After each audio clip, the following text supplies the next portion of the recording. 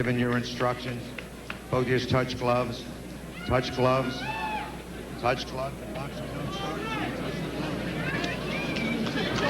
So a little game being played there. Ricky Thomas and James Toney first not touching gloves. Frank Cappuccino was the winner, however. It's not going to be another one of those. Tell me it's not going to be another one of those, Barry, please. Well, as you said, Thomas is all business, but I'll tell you what, so is James Toney. And you know, when you look at Toney at this weight, he looks pretty good. I mean, he said all along that this is the weight he should be at, and that at this weight he won't lose the stamina that he lost as a middleweight, and that he'll fight 3 minutes of every round, which people criticized him for not doing as a middleweight. Comes out working the jab strongly. Well, he really made a believer out of me against Iran Barkley. When I sat there and watched that fight together. Sterling performance. I mean, that was about as good as it gets. And against a highly motivated and well-trained Iran Barkley. Well, we talked about the fact that we were critical of him early, and the fight that made, I can speak for myself, that made me that way was the fight with Murphy Sosa, which I thought neither of them won. Yeah, that was early on. That was just before he fought Michael Nunn, and who would have given him much of a chance against Nunn? And as we said, Nunn did well early. But since then, James Toney has continued to hone his skills. There's Thomas. Now, Thomas has a very good left hook, and you saw it there. That's his best punch. Mentioned that he had been 10 rounds with Lamar Parks, who's a very fine middleweight, one of the best in the world. And 10 rounds with Van Horn in a bout that almost everybody thought he won. Had a loss to South Africa that he thinks he won. So he stays in there with everybody. And you can see, when you look at Ricky Thomas, he's going to throw good shots at you. It's a very good non-title fight for Toney, actually, because he's not in there with a guy who's going to fall down.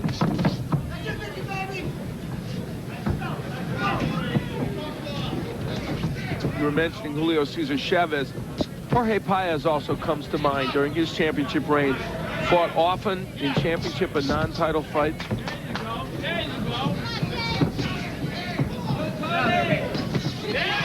hand by Toney and a left hand behind it. And we've also talked about the fact that oftentimes we see fighters who become better as champion than on their way up, and I think Toney is certainly indicative of that. Norris is another guy who comes to mind who's indicative of that.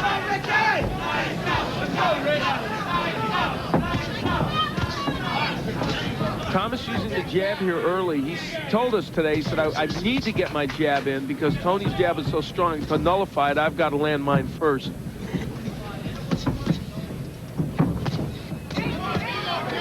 Toney digging to the body. Good defensive work by Thomas, though. Nice right hand up over the top by Toney.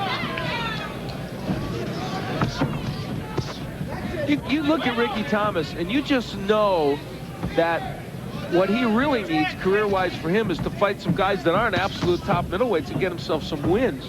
But, of course, this is a very competitive match right here to see him in.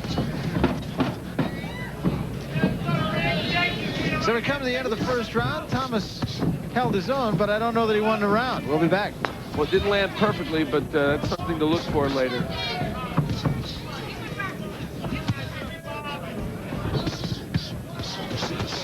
So you can see that Ricky Thomas has skills, good combinations, but Toney blocking virtually all those. And one of the areas in which James Toney has improved is in defense. There you see the numbers in round one. 60 of those 71 punches thrown by Toney, incidentally, were jabs.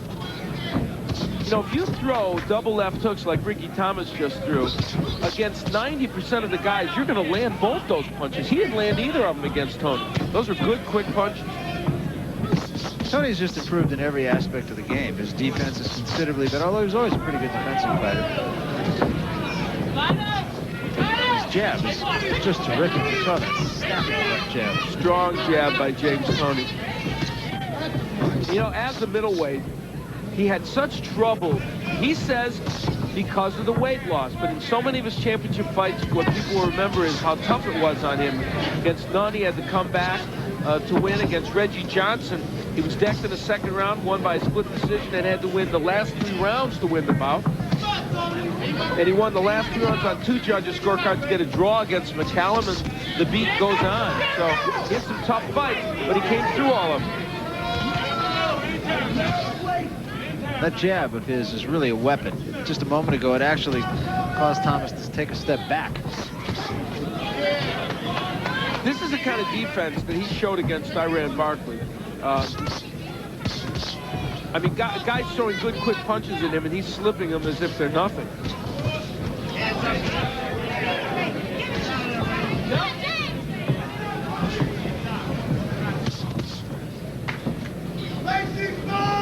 The other thing James Toney's doing in this bout that he did against Barkley is he's not laying in on the inside. That was when he always used to look a little tentative, when he would lay in on the inside with guys and then just look like he's kind of taking breathers. Here he's staying on the outside, boxing. And this is not to detract from what Thomas is doing. No, that's the point. I'm telling you, with the hand speed Ricky Thomas is showing you, he'd be hitting other guys. He's not hitting James Toney. Well, you know, what strikes me just sitting here watching this is we see a lot of very good boxers here on Top Rank Boxing, and then there's about another 10 or 11 or 12 guys, however many, that are just a cut above. I mean, these are the guys who are the champions or have been champions for a while. I equate that with doing a season of college basketball here on ESPN. And when college basketball is over, I'll go over and watch my local team, which is the Golden State Warriors, play. And pro basketball, the NBA, is a different game. It's a different sport. Well, such is the case here. The champion against a very good challenger. Here was a move that they worked on Ricky Thomas. When Toney turns this way, they want to throw left hook to the body and land the right hand to the back of the head. No, he misses. Couldn't do the maneuver they talked about today to us, Barry, where he would throw the left hook to the body and then move to his right and land the right hand to the head of Toney. He didn't move to his right because it's so unnatural to do that. Yeah, and it goes, of course, contrary to what everybody else has tried to do with Toney. Yeah, when Toney does that, there you look at the jabs in the bout, and Toney's doing better. When Toney does that, your natural inclination is to take a step to the left and trying to hit him with the hook. They want to throw the hook, but take a step to the right and hit him in the head. It's hard to do that.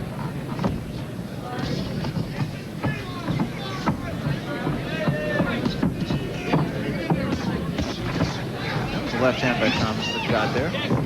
He's got an excellent left hook. That is his best punch.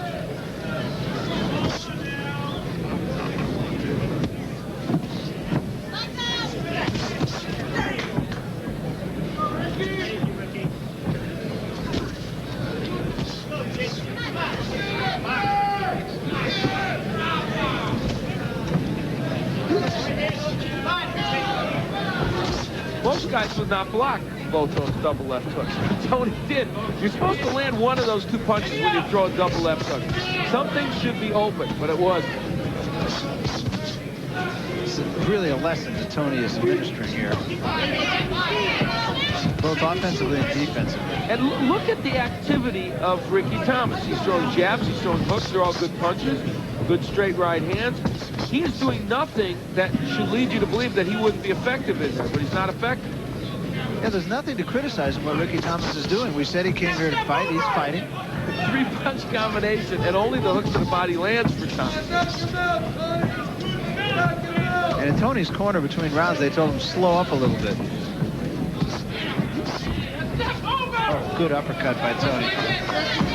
Smiles at him, he still ain't got it.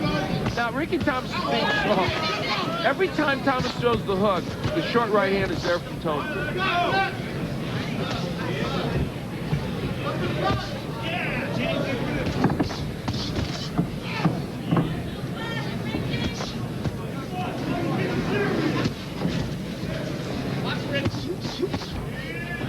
This really is a clinic right now. It really is. You know what's interesting? Thomas has thrown so many punches, he might end up winning this round in some judges' scorecards because they may not feel that Toney has blocked everything. Yet Toney has probably been the sharper puncher.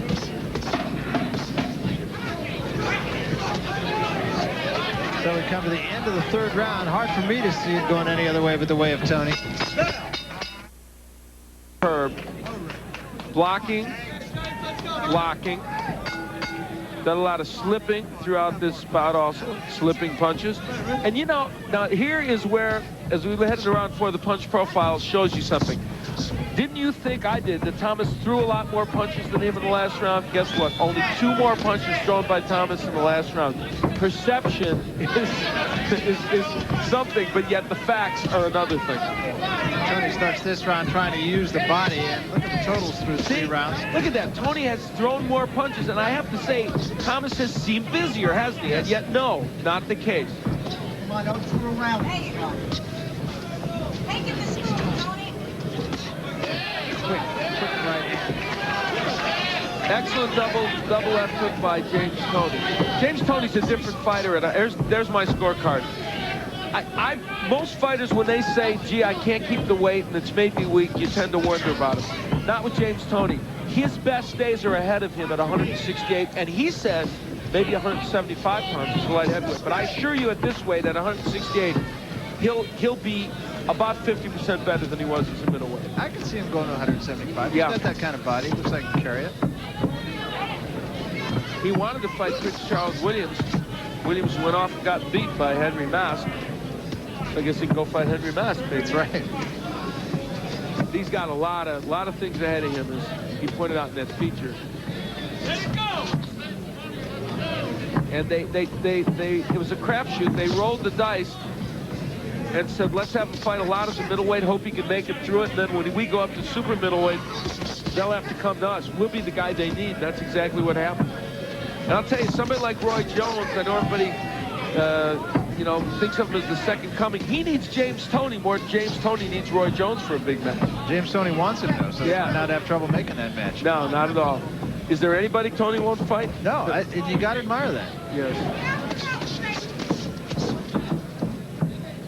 Ricky Thomas still throwing pretty good combinations, but most of them are just not getting there.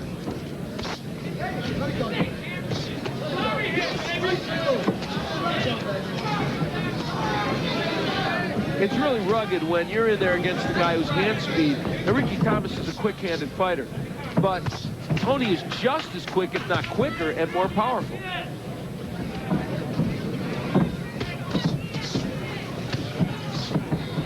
Thomas continues to try. He's not just showing up. There's a great uppercut by Toney.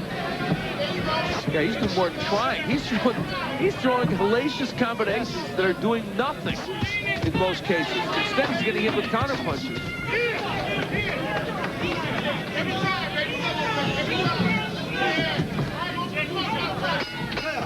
Go into James Toney's corner. We always talk about corners and the work that's done between rounds, and calm corners always seem to work best. Listen to Bill Miller. The middle round is going to begin to work for you. And when you rip that shot through the middle, like with the left hook, continue to keep jabbing, because he don't like jabs. Continue to keep that jab, because as long as you're jabbing him, you break up any rhythm that he's got. That's the way it's supposed to be done. That's good corner work, folks. Here's the uppercut by James Toney. Oh, my. Give Ricky Thomas credit. Look at him. That didn't budge him an inch. No, Ricky Thomas is really doing nothing wrong. You know, it's just the old thing that a Pinto's not going to win a Kentucky Derby. And there's the right hand that we see from above. And that's a very apt analogy. Your second horse reference. That's true. Yeah, today. that's right. And none of them about my horse. No, Bob. Bob, yes. By the way, you know what? This weekend, there's the Ben Johnson Pro Celebrity Rodeo in Phoenix is being held. Is that this week? Yeah, I'm not there, of course. I'm here doing boxing, but people should go out there. It's for a good cause.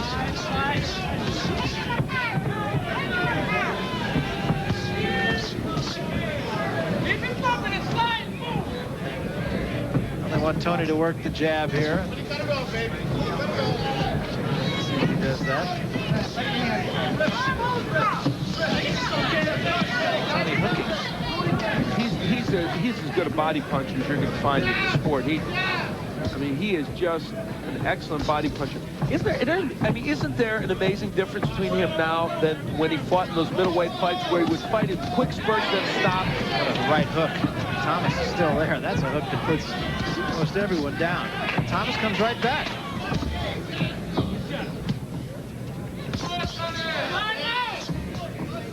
You know what this fight is making me want? This is going to sound strange, probably. This fight makes me want to see Ricky Thomas against somebody not as good as James Toney, and it'll make the most exciting fight you'll ever see in your life.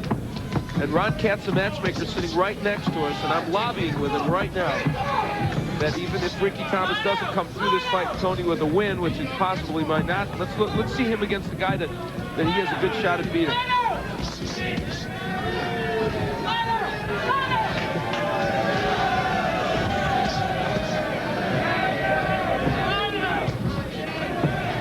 Meantime, the clinic continues here. Toney says to Thomas, come on.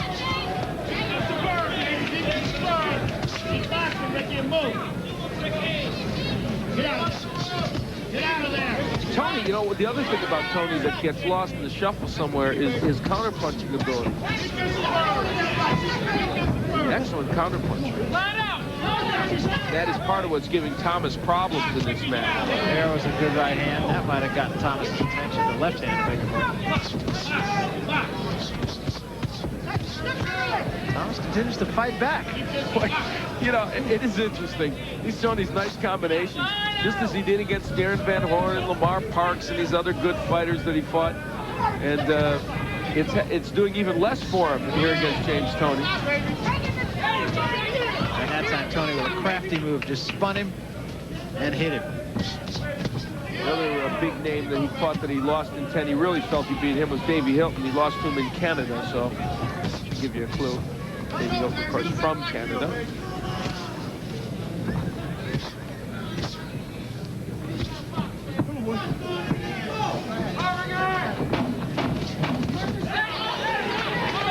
Thomas, for the first time, takes a backward step. Another good round for James Toney.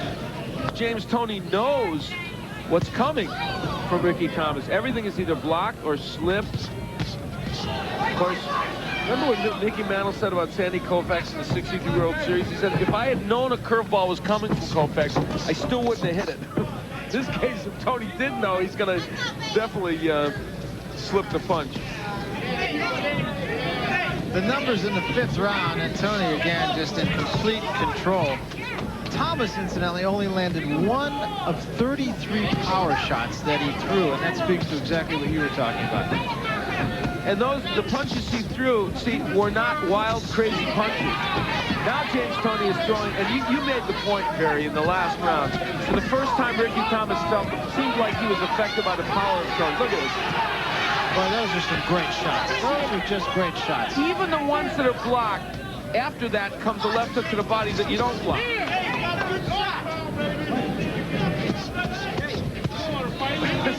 Beautiful 5-punch combination. One got there for Ricky Thomas. By the way, Ron Katz has assured me we are going to see Ricky Thomas again in a bout in which it's going to be on pretty equal terms. He's got a good chance to win or put on a great show for us. And Ron's also going to make Lou Savarese and Hulk Hogan. Or is it the Incredible Hulk? Yeah.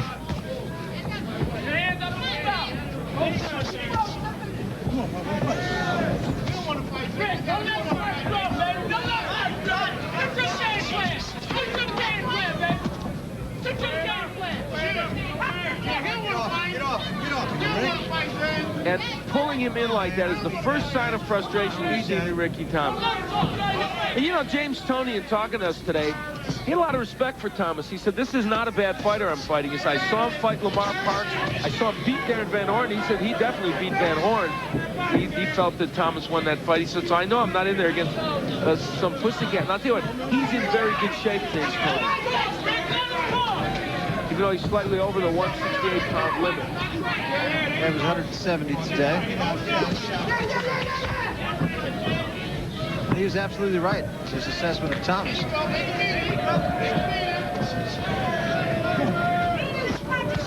You know, they talked today about whether maybe Toney would come into this bout less than motivated. This is the camp for Ricky Thomas, and they might catch him on an off day. They didn't. No. I think off days for him may be a memory. I believe so, and I think a lot of it has to do with the weight. At 168, he can make the swing. What an uppercut. I'm sorry, Alan, I didn't interrupt you. Best punch of the fight by Toney. End of round 6. We'll be back. And followed by a superb right hand. They've been very nice here to us here at the Fernwood Resort, and we've enjoyed our stay. We expect we'll be coming back.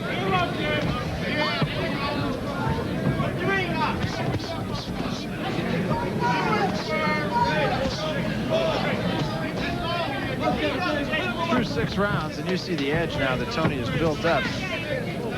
Pretty punch-landed edge. There's the uppercut again. You feel the power of Toney taking over. Make the step over! Come on, Toney!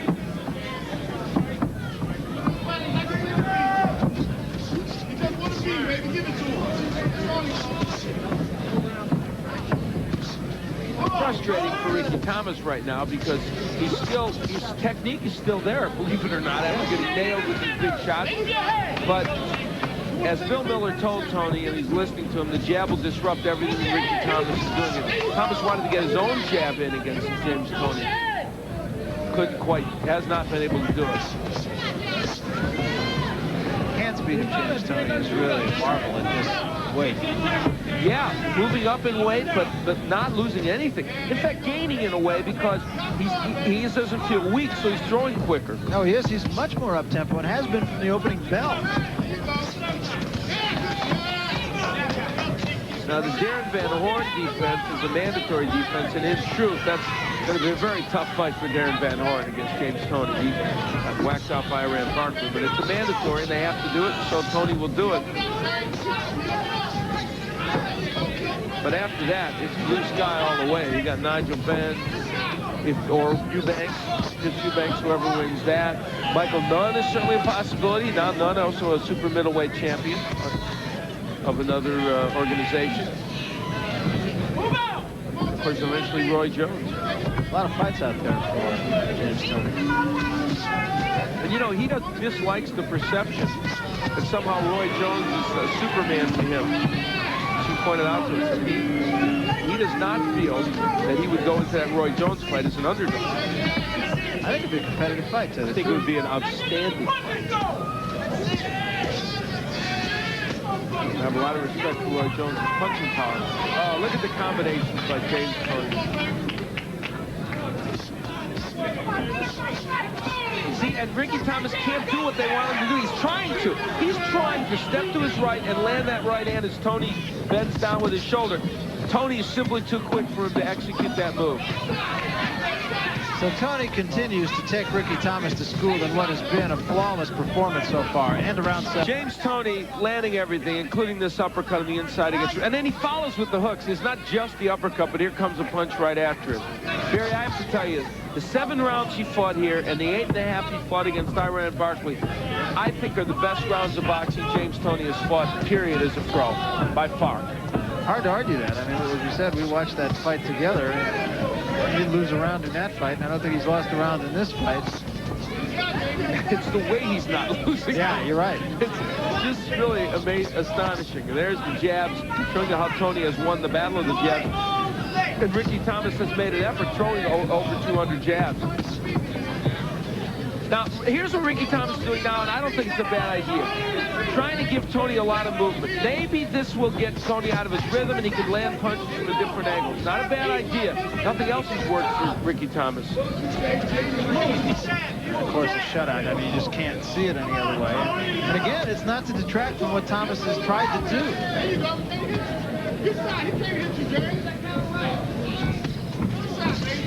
Well, if he should lose this match, and Ricky Thomas is on his way to doing it, it would be his 5th straight loss. He lost to Brian Bannon in 6. He lost to Darren Van Horn in 10. Lamar Parks in 10. Johnson Suma in Johannesburg, South Africa in 10. At least 3 of those fights he feels he won. But it's a shame. It's not indicative of what he's up to. The crowd suddenly turns away from the ring. There's little activity going on away from the ring. Oh, why not? We had everything else here tonight, so it's been a very, very bizarre evening in many respects. And continues so.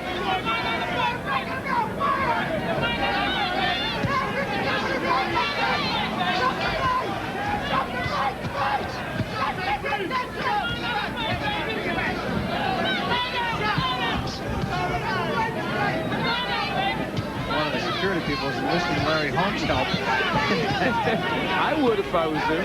Larry doesn't do that without being paid. No. No, wait, he did with Trevor Burbick one time. That's true, yes. James Toney is just having his way, continues to be able to do pretty much what he wants.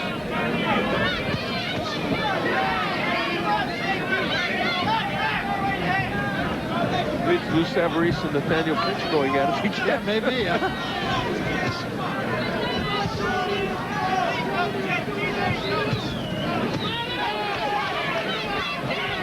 Toney driving Thomas back with the left hand. And there's a huge right hand.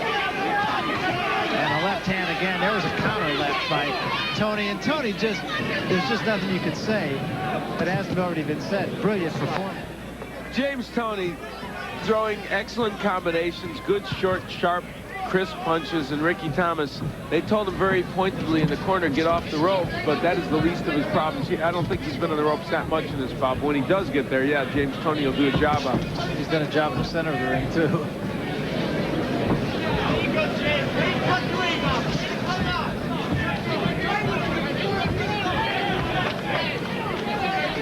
It is hard to imagine, though, that despite the fact that Thomas has fought very good fighters, that he's lost his last 5. Because he definitely has skills.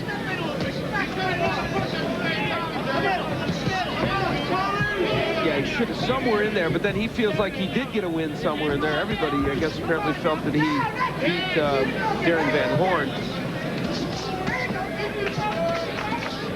He felt he won in South Africa, but didn't get the decision.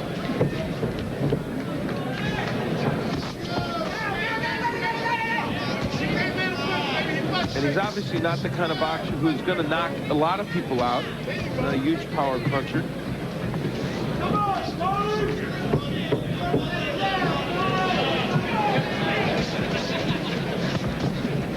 A triple jab. Counter left. Left hand and a straight right. Right uppercut.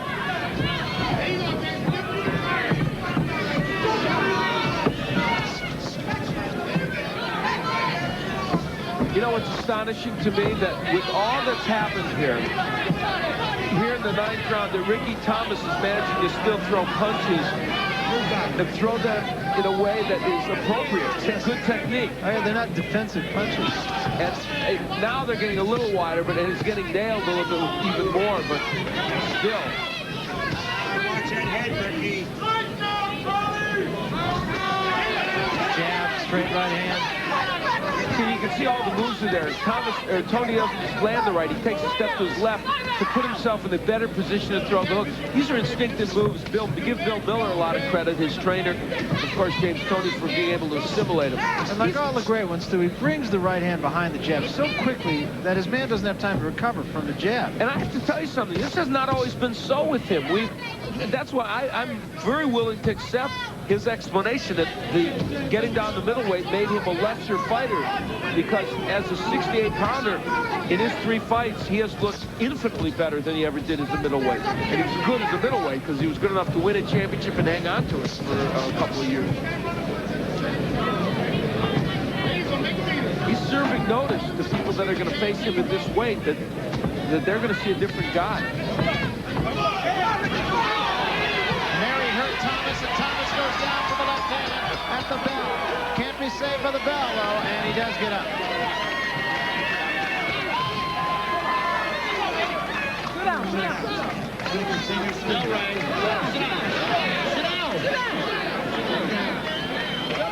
Come on, wake up. Put it over here. Put out. Come on, baby. You gotta go the distance. Let's go. Come on, Ricky. Come on, baby. Come on now. Ready? Come on now. Ricky. You're getting wild. Hold on. Ricky. Here's James Toney finally really getting to Ricky Thomas. Boy, that right hand could have done it, but it was the hook instead that really rocked him. And considering all that's happened to Ricky Thomas, we can't fault him for finally going down. That left hook, the one that really hurt him.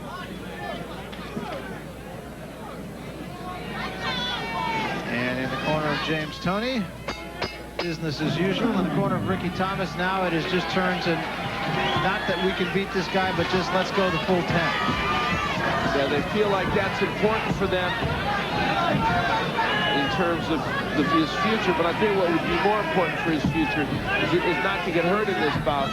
And if he was going to get knocked down again or hurt again, I would really opt for stopping this bout. If you take a look at the numbers, because there's just no way he's going to win it on decision. Frank Cappuccino is going to take a very close look at it, too. I don't think he'll go too far with Ricky Thomas. I'm sure he'd like to give the man a chance to finish, but... One thing, I'm sure he has earned the respect of James Toney with his performance today. Uppercut drives him into the ropes again. It's not going to go far here. And that's it. Frank Cappuccino stops it. Fight's well stopped. Crowd boos. There's no reason to boo. It was absolutely the right thing to do. I understand why Ricky Thomas is maybe a little distressed. He feels like he could have gone, and he probably could have gone on. But I'm going to tell you something. If Ricky Thomas hasn't earned respect with his performance to this point, another minute and a half isn't going to do it, and you give that man respect. He performed well, but he was starting to get hurt. And you could see James Toney, a lot of respect for Ricky Thomas, and Jackie Callan holding Thomas's hand up. Absolutely. Yeah, absolutely. And this is the side of James Toney. I want to point this out. A lot of people think of James Toney, let's take a look at where the fight ended. They think of James Toney as an arrogant guy, and he's shown that side of him sometimes, and has not always been the most pleasant guy to be around before fights. But I got to tell you something. Today, as we both saw, he has shown us a side of him that is a delightful, pleasant, humorous side, and I think if he shows more of that as he goes on in his championship reign as a super middleweight, he'll become even more marketable as a champion. I think that's very true. He's doing himself a whole lot of favors in the last couple of years.